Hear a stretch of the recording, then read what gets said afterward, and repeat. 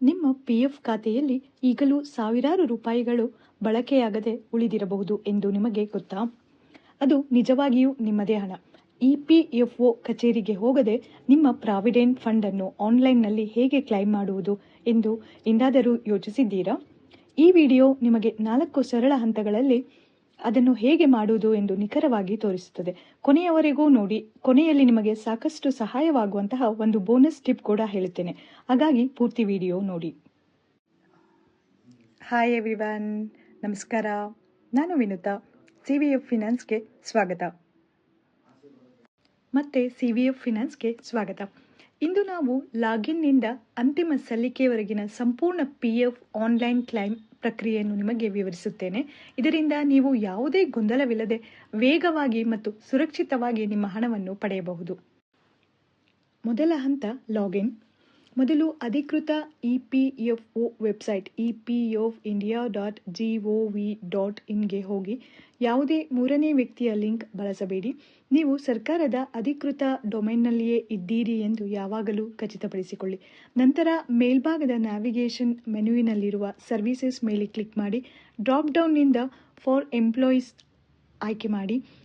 ನಂತರ member UAN online service ಮೇಲೆ click ಮಾಡಿ. ಇದು OCS or OTCP ಅಂತ ಕೂಡ ಇರುತ್ತೆ. ಕೊನೆಯದಾಗಿ ನಿಮ್ಮ UAN ಸಂಖ್ಯೆ ಮತ್ತು ಪಾಸ್ವರ್ಡ್ ನಮೂದಿಸಿ. ನಂತರ ನಿಮ್ಮ ನೋಂದಾಯಿತ ಮೊಬೈಲ್ ಸಂಖ್ಯೆಗೆ ಬಂದ OTP ಮೂಲಕ ಪರಿಶೀಲಿಸಿ. ಪರಿಶೀಲನೆಯ ನಂತರ ನೀವು ನಿಮ್ಮ ಮೆಂಬರ್ ಡ್ಯಾಶ್ಬೋರ್ಡ್ಗೆ ತಲುಪುತ್ತೀರಿ. ದಯವಿಟ್ಟು ನಿಮ್ಮ UAN ಅನ್ನು ಯಾವಾಗಲೂ ಸುರಕ್ಷಿತವಾಗಿ ಇಟ್ಟುಕೊಳ್ಳಿ ಮತ್ತು ನಿಮ್ಮ ಪಾಸ್ವರ್ಡ್ ಅನ್ನು ಯಾರೊಂದಿಗೂ ಹಂಚಿಕೊಳ್ಳಬೇಡಿ. ಹಂತ 2 KYC ಪರಿಶೀಲನೆ. ಸಿಸ್ಟಮ್ 3 ಪ್ರಖರ ವಿವರಗಳನ್ನು ಪರಿಶೀಲಿಸುತ್ತದೆ: ನಿಮ್ಮ ಆಧಾರ್, ನಿಮ್ಮ ಪ್ಯಾನ್ ಮತ್ತು ನಿಮ್ಮ ಲಿಂಕ್ ಆಗಿರುವ ಬ್ಯಾಂಕ್ ಅಕೌಂಟ್.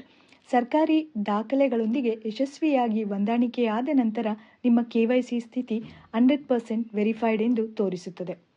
ಹಂತ 3 ಕ್ಲೈಮ್ ಪ್ರಕಾರ ಆಯ್ಕೆ. ಫಾರ್ಮ್ 19 ನಿವೃತ್ತಿ ಅಥವಾ ರಾಜೀನಾಮೆಯ ನಂತರದ ಸಂಪೂರ್ಣ ಸೆಟಲ್ಮೆಂಟ್ಗಾಗಿ.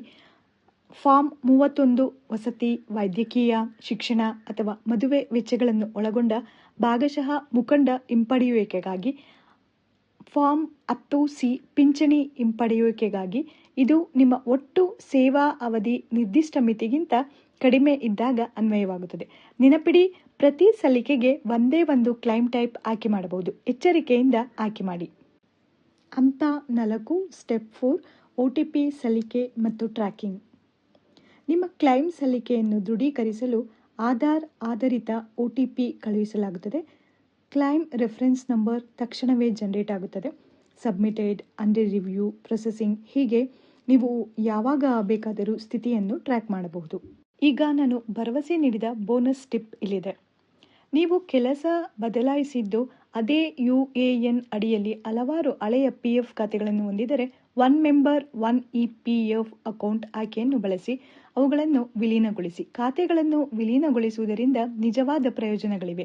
ಹೆಚ್ಚಿನ ಪಾವತಿಗಾಗಿ ಏಕೀಕೃತ PF ಬ್ಯಾಲೆನ್ಸ್, ಅಂತಿಮ ಸೆಟಲ್ಮೆಂಟ್ನಲ್ಲಿ TDS ತಪ್ಪಿಸುವುದು, ಹೆಚ್ಚಿನ ಪಿಂಚಣಿ ಅರ್ಹತೆ ಅಥವಾ 7 ವರ್ಷದವರೆಗಿನ ಉತ್ತಮ EDLI ವಿಮಾ ರಕ್ಷಣೆ.